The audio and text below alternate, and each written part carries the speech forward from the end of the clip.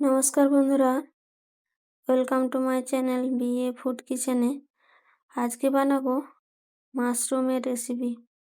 এইভাবে যদি মাশরুম রান্না করা হয় খেতে দারুণ হয়। ভাত রুটি যে কোনোর সাথেই এই রেসিপিটা খেতে পারবেন। তো একটা লাইক দিয়ে সম্পূর্ণ রেসিপিটা দেখার অনুরোধ রইল। এখানে আমি কড়া বসিয়ে সরষের তেল ভালো করে গরম করে নিয়েছি। গ্যাসের ফ্লেমটা হাই রেখে এখানে আগে থেকে কেটে রাখা মাশরুমগুলোকে আমি দিয়ে দিয়েছি। মাশরুমগুলোকে হালকা করে এখানে ভেজে নেব। গ্যাসের ফ্লেমটা এখানে হাই রেখে মাশরুমগুলোকে ভেজে নিতে হবে। এখানে আমি কোনো রকম লবণ হলুদ না দিয়েই এটাকে ভেজে নিচ্ছি। লবণ দিয়ে দিলে বেশি করে জল বেরিয়ে যাবে, তখন কিন্তু ভাজা হতে অনেকটা দেরি হবে আর এগুলো একেবারেই নরম হয়ে যাবে। তার জন্য আমি এখানে লবণ হলুদটা না দিয়েই গ্যাসের ফ্লেমটা হাই রেখে উল্টে পাল্টে ভালো করে ভেজে নিয়েছি।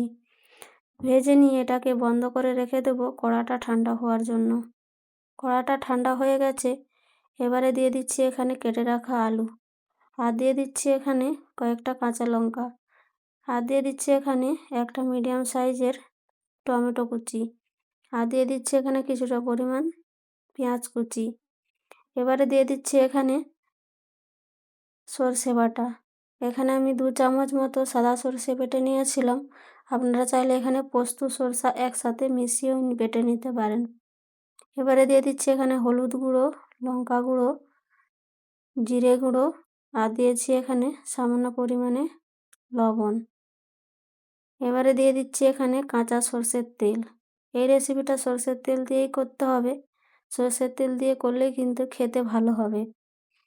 এবারে এটাকে সব কিছুকে ভালো করে হাতের সাহায্যে মেখে নিতে হবে ভালো করে। পেঁয়াজ কাঁচা লঙ্কা সব কিছু নরম হওয়া পর্যন্ত এটাকে ভালো করে মেখে নেব হাতের সাহায্যে। এইভাবে হাতের সাহায্যে ভালো করে মেখে নিয়েছি। এবারে দিয়ে দিচ্ছি এখানে জল। জলটা খুব বেশি পরিমাণে দিতে হবে না, অল্প করে জল দিলেই হবে। এবারে আমি জলটা দিয়ে এখানে ভালো করে সব কিছুকে আরও একবার মিশিয়ে নিলাম।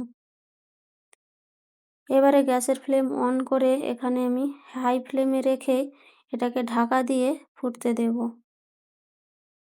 সবজিটা ফুটে উঠেছে, ঢাকাটা খুলে নিয়েছি। এবারে গ্যাসের ফ্লেমটা এখানে লো করে দেব। একবার উল্টে পাল্টে দিয়ে গ্যাসের ফ্লেমটা লো করে আবারও আমি ঢাকা দিয়ে এটাকে 7 থেকে 8 মিনিট ভালো করে এইভাবেই চাপা দিয়ে রেখে দেব। 7-8 মিনিট মতো চাপা দিয়ে রেখে দিয়েছিলাম, ঢাকাটা খুলে নিয়েছি। জলটা অনেকটাই শুকিয়ে গেছে আর আলুটাও অনেকটাই সিদ্ধ হয়ে গেছে। আবারও আমি ভালো করে নাড়াচাড়া করে এটাকে আরও কিছুক্ষণ ঢাকা দিয়ে রেখে দেব, কারণ আলুটা আরও কিছুটা একটু সিদ্ধ হবে বাকি আছে। এবারে আমি আরও ভালো করে এখানে মিশিয়ে নিয়ে এটাকে চাপা দিয়ে আরও 3 থেকে 4 মিনিট রেখে দেব।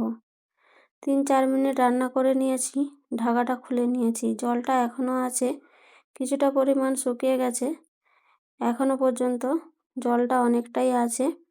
তো আমি এই জলটাকে হাই ফ্লেম করে এবারে শুকিয়ে নেব আর একেবারে ভাজা ভাজা করে নেব এটাকে। সবজিটা যত ভালো করে ভাজা ভাজা হবে খেতে কিন্তু ততই ভালো হবে। তো কিছুক্ষণ একেবারে মিডিয়াম ফ্লেম করে এটাকে আমি অনবরত নাড়াচাড়া করে ভেজে নেব ভালো করে। 4 থেকে 5 মিনিট মতো এখানে অনবরত নাড়াচাড়া করে এটাকে ভেজে নিয়েছি। দেখতেই পাচ্ছেন জলটা একেবারে শুকিয়ে গেছে আর ভাজা ভাজাও হয়ে গেছে, উপর থেকে তেলটাও ভেসে উঠেছে। এবারে আমি গ্যাসের ফ্লেমটা বন্ধ করে এটাকে নামিয়ে নেব।